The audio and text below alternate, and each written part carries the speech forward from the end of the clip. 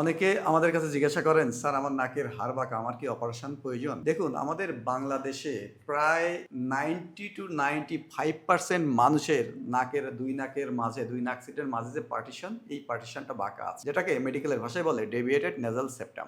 এই যে নাকের হাড় বাঁকা হইলেই কিন্তু অপারেশনের প্রয়োজন নাই। নাকের হাড় বাঁকার সাথে যদি সিমটম তৈরি হয়, লক্ষণ তৈরি হয়, সেক্ষেত্রে অপারেশনের প্রয়োজন।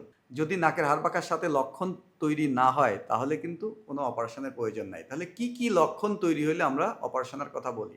নাকের হাড় বাঁকার জন্য যদি আপনার নিঃশ্বাস নিতে কষ্ট হয়, আপনার কন্টিনিউয়াস নেজাল অবস্ট্রাকশন থাকে, নাক বন্ধ থাকে, আপনার নাক দিয়ে কন্টিনিউয়াস সর্দি লেগেই থাকে, নাক দিয়ে পানি পড়ে, আপনার প্রচণ্ড রকম মাথা ব্যথা হয়, নাকের হাড় বাঁকার জন্য যদি আপনার সাইনোসাইটিস হয়, নাকের হাড় বাঁকার জন্য যদি আপনার নাকের ভিতর অন্য অন্য সমস্যা, যেমন একদিকে যদি হাড়টা বেঁকে যায় তাহলে অন্যদিকে মাংস বাড়ে, ফলে দুই নাকই একেবারে বন্ধ হয়ে যায়, সেক্ষেত্রে আপনার অপারেশন প্রয়োজন হতে পারে।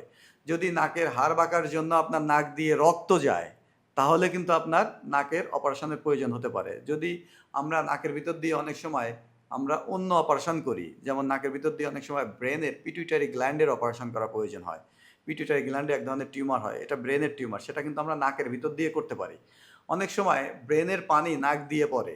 যদি আপনার নাকের হাড় প্রচণ্ড রকম বাঁকা থাকে, যেটা আপনার শ্বাস নেওয়ায় কোনো সমস্যা নেই, কিন্তু যেহেতু আমরা ওই সিএসএ প্রাইনোরিয়ান, ব্রেনের পানি নাক দিয়ে পড়ে, এটা অপারেশন করা প্রয়োজন, তখন আপনার ওই প্রসিডিওর করার জন্য আমরা নাকের হাড় বাঁকাটাকে সোজা করার প্রয়োজন হয়।